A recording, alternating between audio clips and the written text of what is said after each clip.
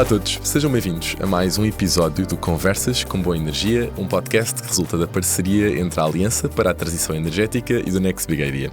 O meu nome é Miguel Magalhães e neste episódio vamos olhar para competências, ou melhor, para a melhor forma de as adquirir no setor energético. E para isso vou contar com a ajuda de Margarida Segart, diretora do ISQ. Margarida, muito bem-vinda.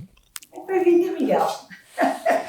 Eu costumo começar cada episódio com uma questão aos meus convidados, que é se me podem dar um número, uma estatística que de certa forma ajuda a mostrar aquilo que é o seu dia-a-dia ou o dia-a-dia da organização para a qual trabalham. Portanto, se me pudesse dar esse número, qual é que seria? Eu diria 1800. E vou-lhe dizer, nós somos 1800 colaboradores. Acho que a maioria das pessoas não tem muita noção deste número do ISQ, ainda daria um outro número, e temos operações residentes e permanentes em mais de 16 países. Neste momento já estão quase perto de 20, e nos continentes todos. E isto é o dia-a-dia do ISQ. Nós dizemos que somos uma casa de engenharia, de técnicos, de peritos e tecnologia, espalhados um bocadinho por todo o mundo, onde entregamos e onde estamos a aprender.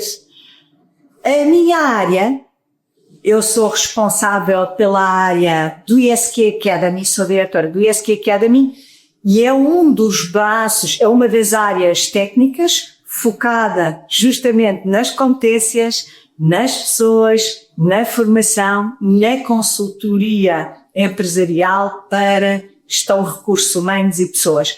E esse número já não é 1800, já somos 40 permanentes e mais perto de 400 formadores espalhados pelo mundo. Até no Japão temos formadores. E olhando um pouco para quem não conhece o ISQ, dada a dimensão, como é que foi a origem da organização, que problema é que está à procura de resolver e como é que também tem vindo a evoluir nos últimos anos? O ISQ foi criado há 60 anos, já tem umas bárbaras e já é muito sénior. É uma marca portuguesa grande, tem com muito valor no mercado. Começou pela área da soldadura, começou pela área de processo, foi criado para isso, para o controle, qualidade e inspeções na área da soldadura, e na altura muito focado na construção, especificamente na ponte sobre teste. Mas passado muito pouco tempo, a área de energia foi imediatamente tudo o que veio a seguir. Portanto, veio a indústria, o ISQ trabalha todos os setores de atividade e esteve muito ligada à indústria, incluindo a indústria produtora e distribuidora de energia. Não há central onde o ISQ não esteja, quer termoelétrica, quer ciclo combinado, quer central. Agora vamos para as eólicas, quer onshore, quer offshore, quer fixas, quer flutuantes, vamos para tudo, vamos para a biomassa. Estamos incluindo, inclusivamente, energias que não existem em Portugal, sequer estamos na energia nuclear há muitos anos a trabalhar nessa área e temos muitas competências nessa área. E, portanto, ao longo destas décadas, passámos da soldadura, neste momento, para nós podemos dizer que esta área de energia, de facto, tem sido um dos setores importantes. E também por isso estamos nesta agenda do ETE. E estamos um bocadinho com tudo, desde as nossas áreas de inovação, nós dizemos, o ISQ é uma casa de engenharia, onde se faz, o nosso core business é tudo quanto tem a ver com qualidade, testes, laboratórios, ensaios, inspeções, auditorias. Depois, fazendo isso, fazemos toda a consultoria. E sabendo a consultoria, também estamos na parte da criação e da inovação. Áreas como a minha, que são competências, são áreas transversais, como temos a área de investigação e desenvolvimento, que é transversal a todo o ISQ. Não podemos continuar a criar e a entregar serviços novos sem termos aqui um foco na investigação e desenvolvimento. E no âmbito do ISQ Academy, que tipo de formações é que tem? Ou melhor que isso, antes de começarmos pelas formações, que tipo de desafios é que encontraram que levou a o ISQ Academy tivesse, ou fosse uma necessidade e fosse necessário trabalhar aquilo que é não só a formação ao longo da vida de trabalhadores, mas até lhes dar competências que se calhar quando entraram numa determinada organização não as tinham ainda? O ISQ funciona muito com uma casa de... O ISQ está muito no terreno. Portanto, é muito... Ele próprio é Business Intelligence. É uma antena de identificação de necessidades nas empresas, nas organizações, podem não ser empresariais, às vezes a nível regional, municipal ou até estratégico. Planos para Portugal. Somos muito braço técnico, às vezes pedem-nos apoio nesse sentido. E, portanto, numa casa em que nós temos peritos, técnicos, operadores, engenheiros, em todos os setores de atividade, era muito difícil de explicar e haver necessidades de qualificação, desde operadores, a instaladores, a peritos, a engenheiros, a gestores, a CEOs, era muito difícil explicar como é que vocês não conseguem também criar soluções para dar competências às pessoas, para qualificar as pessoas. E já agora, e este tem sido a minha batalha também ao longo destes anos, quer aqui em Portugal, quer na comunidade, quer na Comissão Europeia e em outros países, e já agora certificar.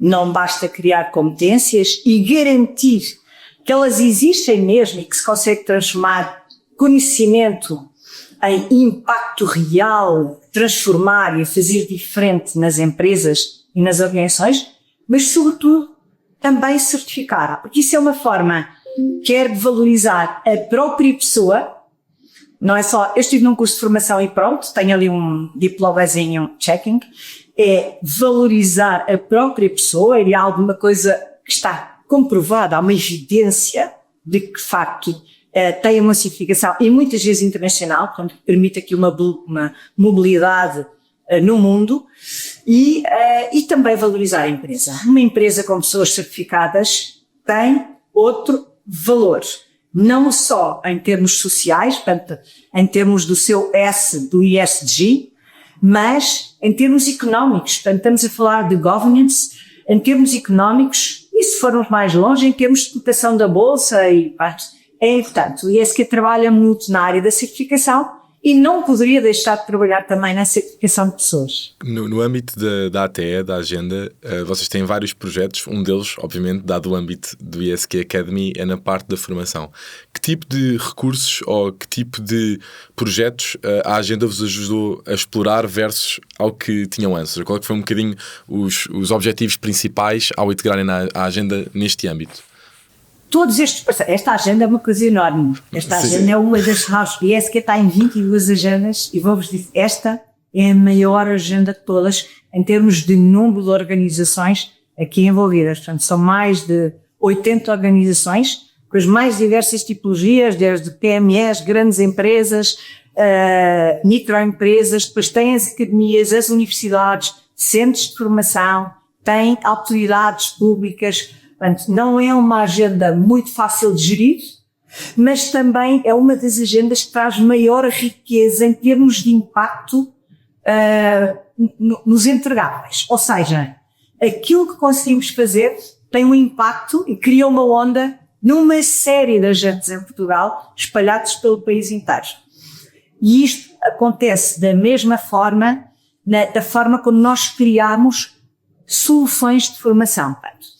Esta agenda, ou seja, nós não criamos sozinhos. Não há aqui nada que tenhamos criado sozinhos. Dizer, não eram capazes? Sim, éramos capazes, provavelmente, mas não ficaria tão bem. Aliás, essa é um dos segredos de sucesso da inovação, é justamente ser uma inovação coletiva e colaborativa. Alguns de nós podíamos chegar quase àquele resultado, mas não chegaríamos nunca. E, portanto, temos a certeza que aquilo que estamos a criar é diferente do que nós tínhamos e, por vários motivos, e ajustado a muitas organizações que estão nesta agenda e outras que não estão, mas que estão na órbita de cada um destes 80 parceiros. E neste caso ainda fizemos mais uma coisa, também trabalhamos soluções de formação para desempregados, ou seja, pessoas que nem sequer estão ainda com nenhum de nós, mas que há aqui um potencial de contratação também muito interessante, ou de criação dos seus próprios projetos. E dir-me-á, nestas áreas, e também foi a sua pergunta, aqui quais são estas áreas de inovação? Para além desta inovação colaborativa e coletiva, que é sempre muito melhor do que estarmos a trabalhar sozinhos, nós, o ISQ, podia ter sido a Universidade de Coimbra, o técnico, o INEGI, portanto, são entidades formadoras, quer sejam ensino superior, quer sejam formação ao longo da vida, como é o caso do ISQ, mas também temos formação até ao nível 7, ou seja, pós-graduada, portanto, estas especializações e esta formação pós-graduada para engenheiros e pessoas com mestrado. Nós criamos percursos que não fazem parte, quer pela sua domação, quer pelo seu componente muito prática, quer pelos os estudos de caso e os equipamentos que tocam, não fazem parte de nenhum percurso de formação tal qual já existente. Ou seja, nem do Catálogo Nacional de Formação, nem dos mestrados tal qual, nem das licenciamentos das licenciaturas tal qual, nem dos próprios cursos que o ISQ oferece. E depois há aqui uma terceira componente interessante, que é, nestes cursos, nós temos em conta o propósito da transição energética, ou seja, nós não estamos a falar só de energia, nós estamos a falar de energia e de transição digital e de sustentabilidade e no fundo, de integração destes vários componentes e destes vários sistemas. Não há transição energética sem transição digital e vice-versa. E portanto, são poucos os programas que existem, mesmo na Europa, que tenham muito presente isto. Isto não é um problema em Portugal, isto tem sido um problema na Europa 27 nestes últimos 10 anos. É que é difícil colocar esta abordagem nos percursos, quer das universidades, quer dos centros de formação. É muito difícil esta luta. E agora, finalmente, estamos a conseguir algumas coisas, quer a nível político, quer a nível operacional. E estes PRRs, estes planos de recuperação e resiliência que existem em todos os países, ajudaram muitíssimo. Porque obrigaram a pôr este triângulo Estado, empresas e academia a trabalhar em conjunto e a dizer, bora lá fazer uma coisa mais útil e mais sustentável e com menos dinheiro. E não é preciso estarmos aqui a gastar dinheiro em cursos de longa duração, como nós dizemos, a encher chouriços, e temos que ser mais focados. E o mundo precisa disto, e nós não podíamos estar a trabalhar com percursos que eram no passado. Quando olhamos para a formação, e eu sei que tem sido um dos vossos focos e já tinha dado esse exemplo também, há aqueles dois conceitos principais, não é? Ou seja, o upskilling, que é dar mais competências a quem já está numa determinada posição, e há o reskilling, que por exemplo com o caso dos desempregados costuma ser um dos casos mais comuns, que é se calhar a pessoa que tinha outro tipo de competências associada a outras áreas, e haver programas que lhe permitem adquirir competências que permita ter oportunidades noutro tipo de áreas, noutro tipo de indústrias. Quer numa, quer noutra área, se conseguisse, e naquilo que se aplica ao setor, mais ao setor de energia, obviamente, conseguem já identificar algum tipo de competências-chave que têm maior procura? Ou seja, não falo só de transição digital ou de digitalização como um conceito geral, mas de competências que naquilo que é o dia-a-dia de organizações nestes setores são claramente procuradas e que há falta de recursos humanos nelas. Aqui na SET nós temos aqui vários tipos de competências. Há competências técnicas, especificamente técnicas, mas há aqui competências que também foram um bocadinho trabalhadas neste ATE relativas a esta necessidade de garantir adaptabilidade, que esta é uma das competências mais fortes que todos nós temos de ter hoje em dia. Todos nós, eu, o Miguel e todos os que estão aqui connosco, é a nossa competência. E para isso é preciso fazer também aqui um bocadinho de processo do I-learn. Era assim até agora, mas meu amigo, vais ter que esquecer isso, porque isso já não é assim há um tempo. Não deixas de ser bom, estás aqui no upskilling, mas tens de trabalhar isto de forma diferente. Agora, claramente que há aqui áreas que são absolutamente essenciais. Isto tem muito a ver com respostas a alguns números que existem a nível europeu. Há um gap de competências muito grande na área da transição energética e que são também transpostos para o nosso territóriozinho, que na Europa tem dimensões aqui mais pequenas. Nós prevemos, está previsto aqui, por vários estudos foram lançados, nomeadamente o CDFOP, o Centro de Estudos Europeus para a Formação, também de algumas agendas europeias para a transição energética. Nós temos previsto que até 2030, que é já, daqui a 4 anos, sejam necessários contratar mais de 3,5 milhões de técnicos nesta área da energia. E isto está espalhado desde engenheiros, operadores, desde os novos hidrogénios para a área de transportes, distribuição de redes, produção, armazenamento.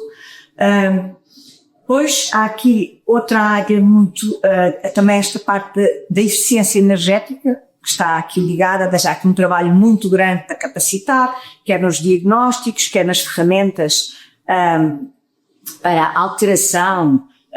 Isto depois liga com a área da construção, com os novos materiais de construção, com medição, enfim, são setores que estão muito ligados hoje em dia, quer a construção, quer a área dos transportes. Depois há aqui uma área muito importante da manutenção dos sistemas inteligentes, ou seja, nós já temos, tudo já existe, as infraestruturas, mas nós agora, meus amigos, temos que recolher dados, trabalhar dados e garantir que isto funciona just in time, que recolhemos dados just in time, conseguimos fazer uma manutenção muitas vezes até remotamente, não precisa de lá estar o elemento humano a segurar nas devices, precisa de estar o elemento humano no sítio certo, que é o olhar para os dados e tomar decisões. Portanto, é muito aqui que nos posicionamos. E depois há aqui uma área muito mais transversal, eu digo sempre que temos que democratizar competências, que é a área da sustentabilidade, economia circular, e, enfim, descobrir de vantagens e desvantagens das energias renováveis. Seja, nós estamos, por um lado, a um nível de trabalhar níveis de grande especialidade, de upskilling de técnicos, por exemplo, que já trabalham no setor do gás, mas que agora precisam trabalhar de hidrogênio e bioctano, chamemos as coisas pelos nomes, ou de engenheiros que são peritos na área da manutenção e peritos na área do calor e tudo quanto tem a ver com a parte termoelétrica, mas que precisam de trabalhar os sistemas inteligentes complexos. E são competências absolutamente, como nós dizemos, é cortar num fantástico fatias e ir adicionando. Olha, agora aqui é uma fatia de fiambre, agora uma fatia de mortadela, outra. E isto ou se faz assim, e se todos nós pomos na cabeça que aprender de forma estruturada e dedicar e com foco é mesmo importante e faz parte do nosso dia-a-dia, e temos mesmo que frequentar cursos. Não basta às vezes só fazermos processos de autodidatas, ajuda muito, já ótimo, mas às vezes precisamos mesmo de frequentar cursos e trocar ideias com outras pessoas que têm outras experiências e, portanto, foi muito nestas 4 áreas que nós nos posicionamos. Estes programas, na maioria das vezes, eu esqueci-me aqui do detalhe. Quando nós estamos a falar de populações desempregadas, por vários motivos, ou porque estão em áreas com menor empregabilidade, ou porque ficaram desiludidos e tristes, portanto, são pessoas altamente qualificadas, com muito mais qualificações, e eu tenho aqui muitas qualificações para a troca, mesmo qualificações universitárias, mestrados, doutoramentos, pois gostavam de mudar de vida, e, portanto, muitos destes cursos nós associamos aqui componentes de empreendedorismo, que é importante. E é importante mesmo para quem está nas empresas, porque o empreendedorismo obriga-nos a pensar nos produtos numa perspectiva de go-to-market. Ou seja, há imensas soluções que nós criamos nas empresas e muito nestes projetos TRR e noutros projetos de investigação e desenvolvimento, que muitas vezes ficam na gaveta. E não pode ser. Porque falta esta parte de pensar o mercado, pensar a CM, começar a vender e ir para o mercado de forma sustentável e muito rapidamente. E naquilo que tem do percurso que a Margarida já falou, de que havia este problema inicial, de que, ou seja, havia esta falta de competências, e agora foram criados, não só a nível português, mas a nível europeu, um conjunto de formações que estão a tentar endereçar precisamente essa falta de competências e colocá-las do lado das empresas. O que é que continua a ser atualmente o bottleneck para, se calhar, as coisas não avançarem um pouco mais rápido? É um problema mais de comunicação, de saber que estas formações existem, tem a ver um bocadinho de também comunicar estas competências ou comunicar estas oportunidades que existem nas organizações, seja da perspectiva de uma posição ou de uma emprego em particular, ou de empreendedorismo, ou das pessoas poderem criar o seu próprio percurso, como a Margarida falou. Qual é que continua a ser, se calhar, o principal bloqueio? Bom, na perspectiva do empregador e de quem está a contratar, é pura e simplesmente olha à volta, é pura e simplesmente dificuldade na contratação, aqui a perspectiva, na contratação de pessoas que tenham estas qualificações. Há muito poucas face às necessidades que existem. E também muitas vezes por isto, porque interessa-nos pessoas que tenham competências verdes, competências digitais, para poder trabalhar as novas necessidades de uma forma inteligente, portanto, estes sistemas inteligentes. E muitas vezes isto não se reúne na mesma pessoa. Nós, cada vez mais, os agentes de formação ao longo da vida, não podemos estar a formar para profissões. Temos de estar a formar para funções e formar para competências. Enfim, as profissões que existem, as mais tradicionais, mudam de novo, mudam de conteúdo, mudam de contextos. O que era há uns anos atrás um técnico de gás, agora estou a dar aqui exemplos, um instalador, hoje em dia é um instalador e controlador de qualidade de X, portanto, o número de desafios aumenta, os nomes mudam, e o que é necessário é que para aquela função, aquela pessoa X, e de forma muito personalizada, tenha as competências certas. E os empregadores queixam-se, aliás, há muitas estatísticas sobre isso, e estudos, aqui em Portugal, nesta área de transição verde, transição digital, os empregadores dizem que 48% das mudanças que estavam de fazer não conseguem fazer por ausência de competências no mercado. Por outro lado, temos aqui também competências altamente exigentes que se põem todos os dias na mesa dos gestores. Nós chamamos os executivos. Os executivos não é um gestor de topo, é alguém que tenha responsabilidades nas empresas, portanto, um gestor de projeto, um gestor de equipas, um gestor de produto, um gestor de área. E eles dizem, por outro lado, e 52% destes gestores dizem hoje em dia que se sentem uns impostores. Eles próprios, eu própria, Margarida Segar, muitas vezes sinto-me impostora, porque os desafios que me exigem todos os dias não são compatíveis com o meu tempo, disponibilidade e foco para aprender. E eu preciso de aprender cada vez mais numa série de áreas que há uns anos nem sequer existiam. Portanto, por um lado somos líderes, somos coaches, somos responsáveis por negócio, temos a parte comercial, de marketing financeira, temos que delegar, temos que estar atentos e temos que saber tecnicamente. Já não é só da área de curso e formação, temos que saber tecnicamente sobre uma série de áreas cada vez mais. E, portanto, isto de facto é o nosso mercado de trabalho. Depois, dentro das empresas, temos os próprios gestores, e aí digo, quer estes gestores executivos, quer também as áreas de RH, que eu acho que há muita ignorância nas áreas de RH e muitas vezes ainda não conseguem ser um suporte técnico de gestor de negócio às áreas técnicas, para identificar e desenvolver cursos de formação que possam tocar estas novas competências emergentes. Portanto, às vezes complica-se um bocadinho. E por outro lado, gasta-se muito dinheiro. em coisas que já não são necessárias e gasta-se pouco dinheiro nestes cursos de formação emergentes. Mas o empregador português, e digo empregador coletivo a nível de gestão, ainda não investe em formação, ação, momentos de aprendizagem, como se investe na Europa Central ou na Europa Nórdica. Estamos muito longe desses indicadores. Não há uma cultura ainda de aprendizagem ao longo da vida aqui em Portugal.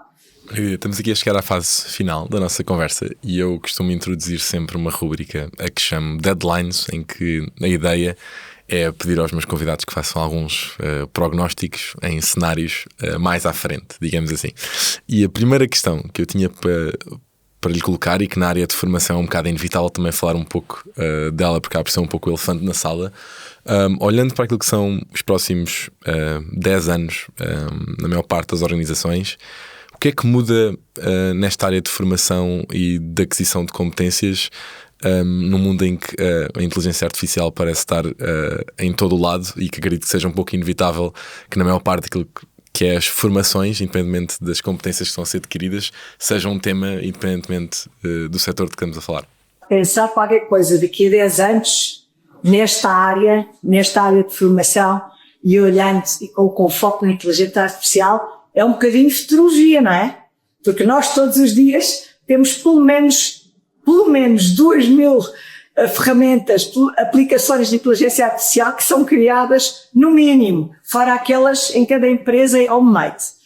Mas eu diria que a inteligência artificial na área da formação e da aprendizagem está a ser já muito útil e vai ser cada vez mais útil para permitir desperdício e tentar ajustar percursos de formação a cada persona, a cada perfil de pessoa. Não há outro nome, eu não tenho que gramar um curso de 2 horas ou um mês de 50 horas quando eu já sei esta é a componente de ESG, estas técnicas de economia circular, as CEOs industriais, eu não tenho que fazer isto. Portanto, poderá só fazer aqui uma parte específica que tem a ver com a circularidade dos materiais ou a leitura dos códigos europeus e a aplicação aos corpos. Estou a tirar. Não tenho que fazer aquilo tudo. Nem numa universidade, nem no mestrado, nem num curso de formação para engenheiros, para operadores e para instaladores. Eu acho que isto vai ajudar muito. Ou seja, mais uma vez, ferramentas existem. O que é que eu temo que não existam? É a parte humana que permite isto. Antes, as ferramentas existem, estão lá, existem diagnósticos, há esta possibilidade de eu só ir buscar, como na farmácia, como na Netflix, aquilo que me interessa, e de forma muito prática, não sei se as empresas, as administrações e os próprios centros de formação e as áreas de negócio das universidades estão preparadas para fazer esta alteração cultural e esta alteração de negócio. Isto por um lado. Por outro lado, tudo quanto tem a ver com as simulações, tudo quanto tem a ver a aprendizagem em ambientes simulados, portanto, realidade virtual e realidade aumentada, está a entrar com um nível de especialização tão grande, tão interessante e tão real. Então, já nem entro pelos humanoides, que isto vai mudar e está já a mudar, e nós todos já estamos a mudar, e nós todos estes centros de formação e as universidades já estamos a coabitar com isto. Ainda lentamente, vou dizer, ainda lentamente. Não por falta de tecnologia, mas por falta de vontade humana de mudar. Por outro lado, uma das competências que mais têm sido valorizadas, e essa é insubstituível, são as competências manuais. A destreza manual. E, portanto, cada vez mais, isto também tem sido um dos fatores de diferenciação aqui nestes cursos do ATE, é que nós pomos engenheiros que nunca tocaram naqueles equipamentos a fazer e a criá-los e a programá-los. Nunca tinham feito programação na vida. Não nos faltam competências a nível do conhecimento universitário, faltam-nos competências técnicas de saber fazer, de níveis, o que nós chamamos hoje em dia níveis intermédios, mas que cada vez mais estão a entrar nos cursos universitários. Há aqui uma mudança de paradigma, que é otimizar o que a inteligência artificial nos traz, e há aqui muitas coisas que as pessoas, os formadores, vão deixar de fazer porque não faz sentido nenhum. Estarem a pôr PowerPoints e a mostrar, não faz sentido nenhum. Mas eu não digo que são precisos 10 anos, para nos próximos 5. Já temos outros centros de formação, outros ISQs, outros centros de formação do IFP, não sei se, acho que estão um bocadinho atrasados em algumas coisas, mas há outros que também já estão muito inovadores. E, portanto, é este o caminho que estamos a fazer em Portugal, na Europa e no mundo. E nesse âmbito e desafios que identificou, se tivesse que tomar agora uma decisão para acelerar, se calhar, a resolução de alguns desses desafios, e era só uma decisão, que decisão, assim, rapidamente é que tomava? Temos que fazer a alteração dos modelos de governance, e é muito importante. E a outra coisa é, se eu pudesse calhar a metade das pessoas, talvez já dizia, a sua competência mais forte é aprender a aprender. Nós temos que aprender a aprender todos os dias, uns com os outros, com as organizações e com tudo o que está aqui à nossa volta, em todos os momentos. E com humildade, com muita humildade, porque somos ignorantes em essas coisas e aquilo que aprendemos na semana passada, esta semana já não é tão útil e já está de moda aí. Portanto, ou nós entramos neste novo mindset, ou então não seremos os mais fortes, porque não nos adaptamos à alcance. Margarida, agradeço-lhe muito a participação neste episódio. Agradeço também a quem nos esteve a ouvir. Não se esqueçam de subscrever e deixar os vossos comentários nas plataformas onde nos estiveram a ouvir. Se querem saber mais informações sobre projetos no âmbito da Aliança para a Transição Energética, podem ir a ate.pt, e se quiserem acompanhar as melhores histórias de inovação, podem subscrever a newsletter da Next Big Idea em thenextbigidea.pt. Por hoje é tudo, fiquem bem e até à próxima. Muito obrigada. Obrigada, Miguel. Até breve.